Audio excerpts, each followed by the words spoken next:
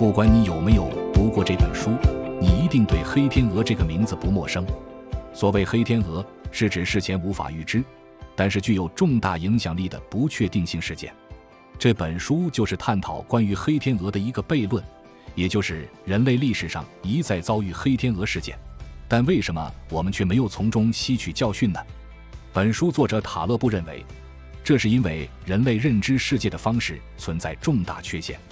上千年以来，欧洲人一直认为天鹅只有一种颜色，就是白色，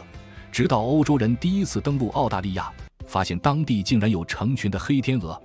这一次观测结果就颠覆了上千年观测所得出的结论。对于这样的认知颠覆，英国哲学家罗素用了这样一个更生动的例子来说明。有一只聪明的火鸡，从出生以来已经安逸舒适地活了1000天，主人对它按时投喂，精心照料。经过这1000天的谨慎观察、严格论证，这只火鸡得出确定无疑的结论：被精心照料、按时投喂是一只火鸡享有的不可剥夺的生活方式。然而，它不知道的是，明天就是感恩节，它将成为餐桌上的美味，这对它来说是一个惊天的意外事件。这只可怜的火鸡最终也没搞明白，为什么前1000天的经验都预测不出来第1001天会发生什么。事实上，一直以来，人类认知世界的方式和火鸡并没有什么区别。比如2008年金融危机之后，美联储前任主席格林斯潘在美国国会解释说，这次危机从根本上说是难以预测的，因为之前从未发生过。你看，这就是典型的火鸡思维，在做决策时自动忽视掉意外事件的可能性。那么，要如何才能跳出这种思维，避免火鸡的悲剧呢？这就是《黑天鹅》这本书想解决的根本问题。再来介绍一下本书作者纳西姆·塔勒布，他是华尔街最有传奇色彩的对冲基金经理。他的职业生涯经历了3次美国股市大崩盘，分别是1987年股灾、9/11事件和2008年金融危机。这类黑天鹅事件对别人来说意味着重大损失，而对塔勒布来说却是重大机会。在这3次股灾中，他都赚得盆满钵满。塔勒布在金融实践中的巨大成功，让他的黑天鹅理论广为流传。这本书也成为了应对不确定性的必读经典。你好，欢迎来到意林读书，每天一本好书，带你踏上思维与财富的双重升级之旅。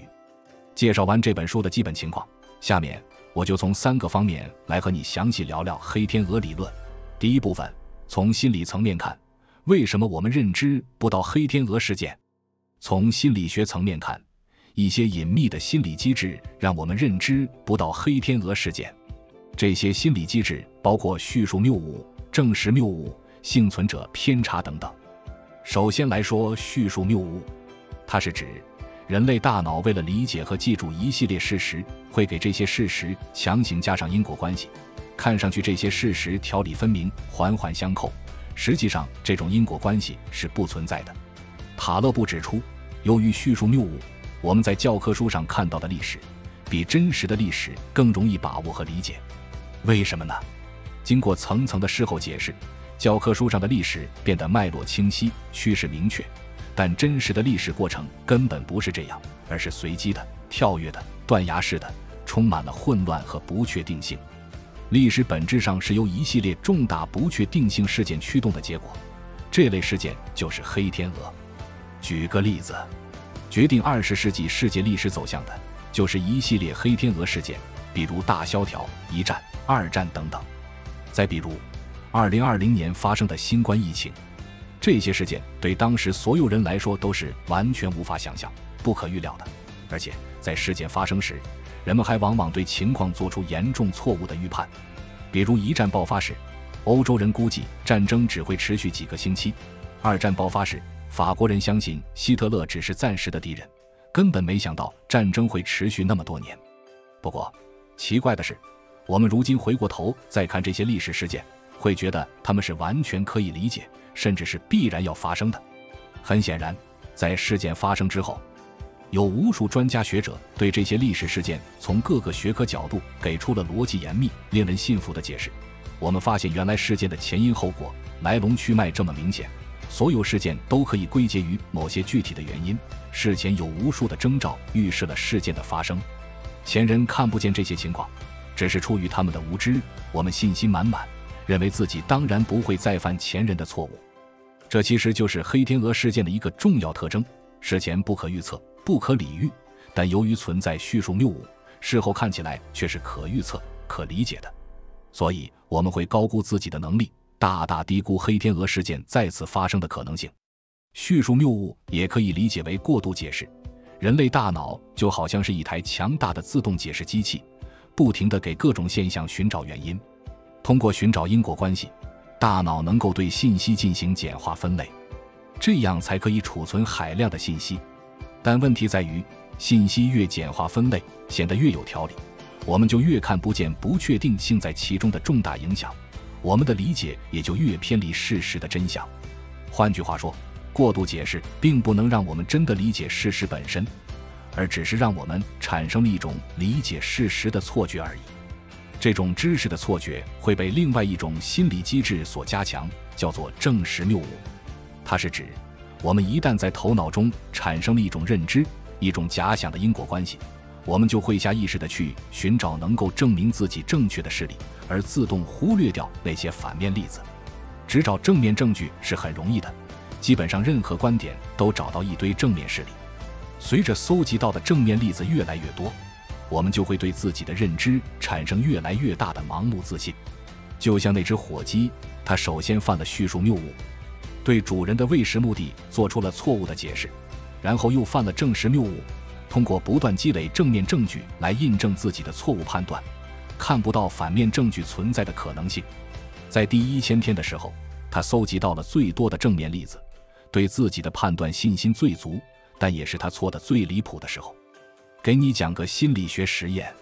研究者给2组志愿者同时展示一张像素很低、非常模糊的图片，模糊到根本看不出图片上到底是什么。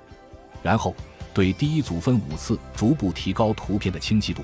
对第二组分10次，逐步提高图片的清晰度。当2组志愿者看到的图片同样清楚的时候，实验人员要求他们说出图片上到底是什么东西。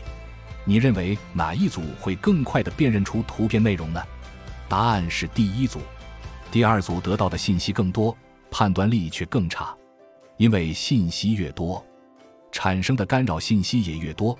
这些干扰信息会让大脑形成种种错误假设。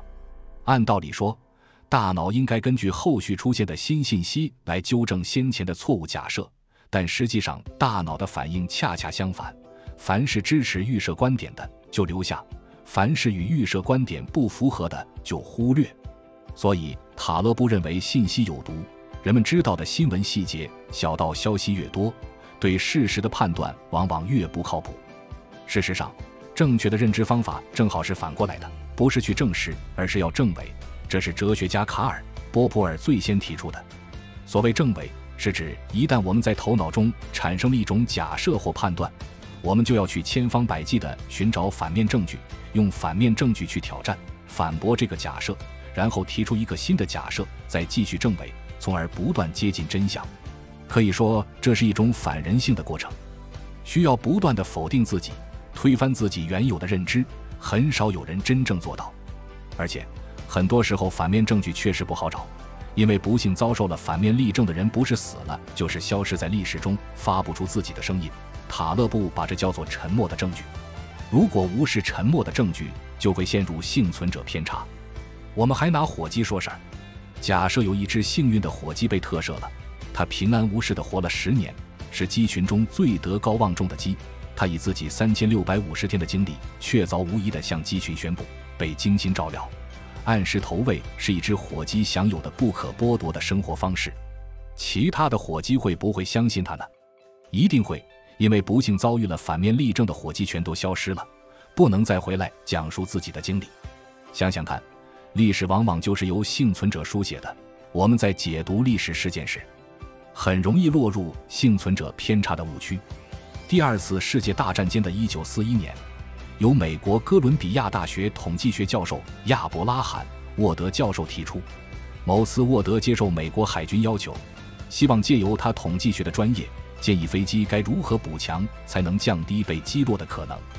根据海军提供的资料显示，飞机的机翼是最容易遭受攻击的位置，发动机则是最少被攻击的位置。对此，美国海军认为应该要加强机翼，因为机翼上弹孔数最多，但沃德教授则认为应该加强发动机的防御力，因为海军提供的资料中只包含安全返航的轰炸机，并没有统计到那些坠毁的案例。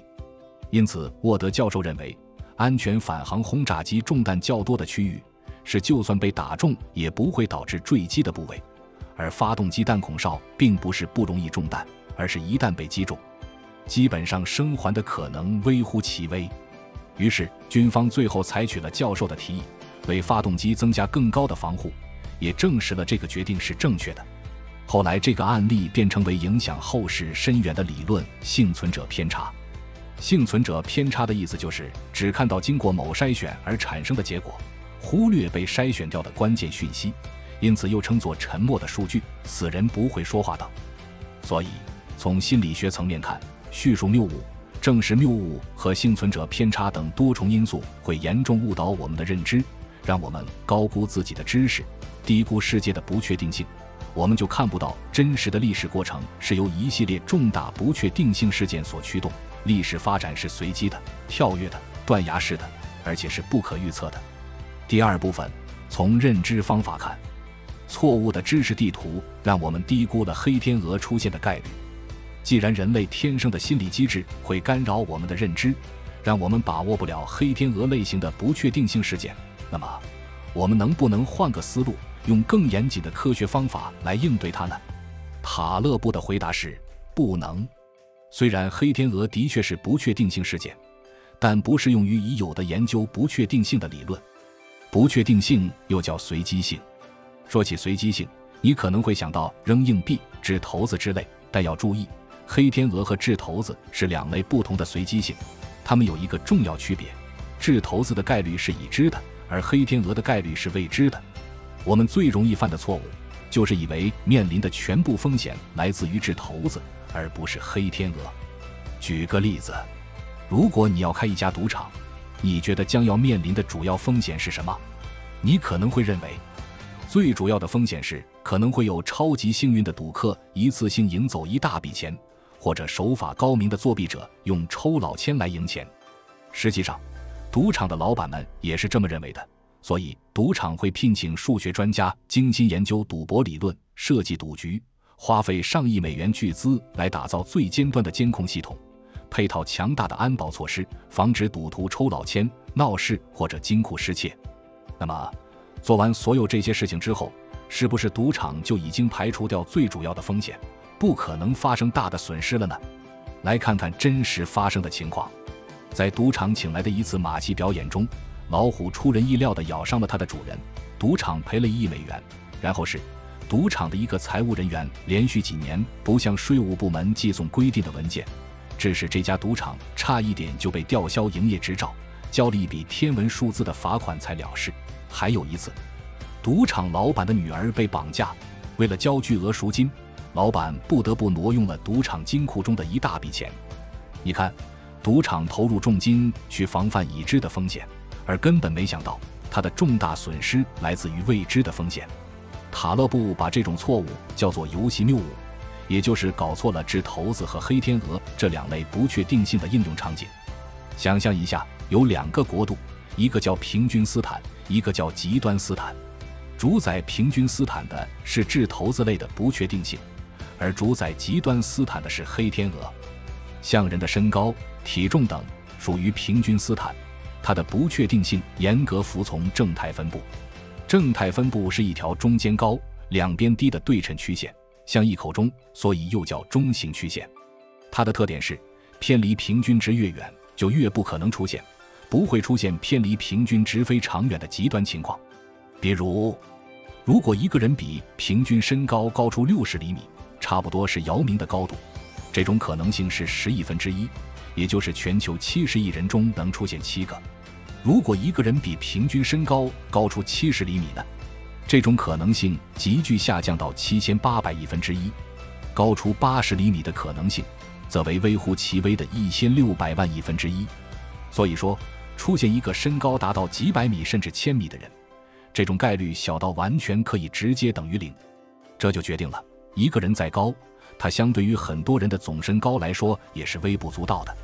你只要随机测量地球上1000个人的身高，就可以大致了解人类的平均身高，而且样本量越大，观测结果就越稳定，单个样本的变化对整体来说就越不重要。这是平均斯坦的情况。极端斯坦的情况则完全不同。像人的财富就属于极端斯坦。你能够通过随机测量地球上1000个人的财富来大致了解人类的平均财富水平吗？显然不能。极端斯坦的随机性不服从中型分布，偏离平均值很远的数据出现的概率要比中型曲线大得多。这意味着某个单一样本会对整体结果产生颠覆性的影响。很可能前面999个人的财富总值只有几百万美元，而第1000个人正好是比尔·盖茨，这下他一个人的财富就占了这1000人总财富的 99.99%。 这在平均斯坦是不可想象的事情。那为什么在平均斯坦完全不可能的事情，在极端斯坦却能够出现呢？以抛硬币来说，在平均斯坦，硬币是没有记忆的，前一次抛硬币的结果对后一次不会产生任何影响，每次正面朝上的可能性都为1/2，连抛100次硬币都正面朝上的可能性是1/2的100次方。这个数字需要在小数点后面加31个零，可以忽略不计。但是在极端斯坦，硬币似乎神奇的有了记忆力，在开头几次偶然抛出正面的次数越多，它以后抛出正面的可能性就越大，连续抛出100次正面的可能性就大大提高。换句话说，主宰极端斯坦的是马太效应或者较赢者通吃法则。像演员、歌手、运动员、作家等这类职业就属于极端斯坦，是典型的赢者通吃。这类行业中没有中等收入者，只有 1% 的超级明星和 99% 的跑龙套的人。而像医生、会计师、工程师、大学老师等这类职业属于平均斯坦，个体收入呈中型分布，普通人居多，不太可能出现 1.6万公里高的巨人或者10厘米高的侏儒。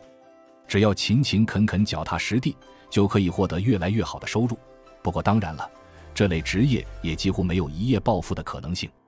你可以根据自己的风险偏好去选择平均斯坦或者极端斯坦的机会，但要注意的是，千万别拿了张平均斯坦的地图到极端斯坦去瞎逛。想想看，金融市场是属于哪个国度呢？当然是极端斯坦。极端到什么程度？美国股市在过去50年中总涨幅的一半是在仅仅10天中实现的。然而令人震惊的是，迄今为止所有的金融投资理论和风险评估都是建立在只适用于平均斯坦的中型曲线基础之上的。这是典型的拿着错误的地图去冒险。根据这些投资模型，像1987年美国股市崩盘这样的事情，要宇宙寿命的几十亿倍时间才有可能发生一次。而事实上，具有同等破坏力的崩盘事件每隔10-20年就会发生一次。尽管现代投资理论是如此明显的与事实不相符合，但有好些经济学家就是凭借这样的金融理论获得了诺贝尔奖。华尔街的投资经理们也是基于这样的理论来赢得客户的。所以塔勒布说，这是一场赤裸裸的智力大骗局，让普通投资人毫无意识地暴露在黑天鹅事件的风险之下。从认知方法看，错误的知识地图让我们低估了黑天鹅出现的概率。目前研究不确定性的工具，比如中型曲线，只能处理平均斯坦的不确定性，而不适于用极端斯坦的黑天鹅。现代金融投资理论全部建立在中型曲线基础之上，对普通投资者形成了极大的误导。第3部分，我们该如何应对黑天鹅事件？面对极端斯坦的黑天鹅，到底应该怎么办？要怎样做才能避免重蹈火鸡的覆辙？我们的第一反应可能是，有没有什么办法可以预测，从而避免黑天鹅事件？很遗憾，不能。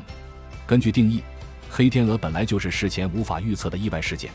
如果能预测出来，自然也就不是黑天鹅了。某种程度上说，黑天鹅事件就像死亡，我们不知道它会在何时、何地、以何种方式发生，我们唯一能肯定的就是它一定会发生。对于黑天鹅事件，塔勒布的一条重要建议就是不要去预测。人类有一种普遍的认知自大，就是对自己的预测能力迷之自信，而且在某个领域越权威的人，对自己的预测能力越有信心。实际上有证据表明，专家的预测水平并不比普通人强，大家半斤八两，预测结果都很糟糕。由于人类固有的认知局限，未来本来就是不可预知的。对此，英国哲学家大卫·休谟有个著名论断：从过去推不出未来，从已知推不出未知。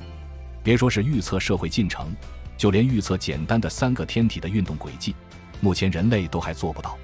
这就是著名的三体问题，你无法精确推导出3个天体在相互之间万有引力作用下的运动轨迹，一开始的微小误差会随着时间的推移被无限放大。刘慈欣的科幻小说《三体》就是以这个问题为基础设定来写的。很显然，真实世界无数事物之间的相互影响比三体问题复杂了不知道多少倍。人类对未来的预测其实和瞎蒙差不多。我们必须接受现实，未来无法预测，我们也无法避免黑天鹅事件的发生。但同时，我们可以换个角度去思考，要如何做才能扛得住黑天鹅事件对自己的打击，甚至还有从中获利的可能。要想抗打击能力强，一个关键词是保持冗余。如果站在经济学的角度，冗余是坏的，它意味着资源闲置和效率低下。但是保持冗余是大自然的智慧，比如人有2只眼睛、2个肺、2个肾，这种重复配置是应对意外情况的可靠保险。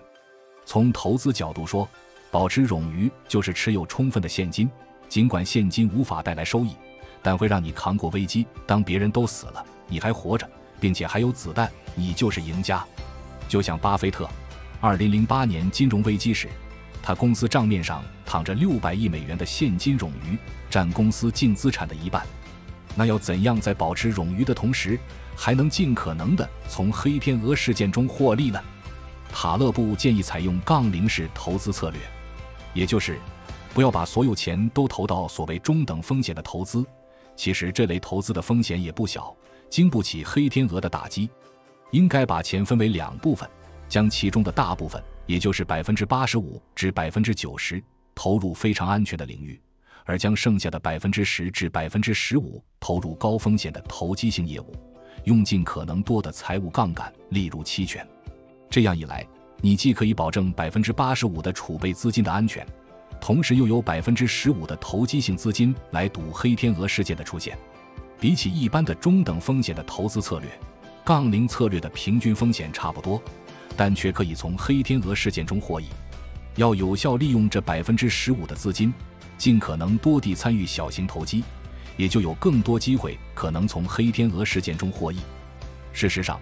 塔勒布本人就一直采用这样的投资策略。他认定股市一定会因为某个黑天鹅事件而崩盘，只不过他不知道具体时间，所以他几十年如一日地坚持买入价格很低的认沽权证，也就是看空市场的操作。在漫长的市场平稳期，这个操作会让他持续不断地亏点小钱，他称之为流血策略。而一旦黑天鹅事件发生，股市大崩盘，就可以使他获得极高的回报，这个回报足以弥补之前几年、几十年甚至是几百年的小额损失。而普通投资者呢，往往是在平时挣一点小钱，然后在崩盘时赔个精光。根据塔勒布的计算，在100年中只需要发生1次黑天鹅事件，他就可以回本。而实际上，在他20年的交易生涯当中，股市已经发生了4次崩盘，这个频率是任何人都没想到的。世界远不如人们想象的那么稳定，塔勒布也远比他自己想象的要赚得多得多，早早就实现了财务自由。塔勒布指出，随着全球化的深入，全球金融机构不断合并连为一体，由此导致的连锁反应将大大增加金融体系的脆弱性。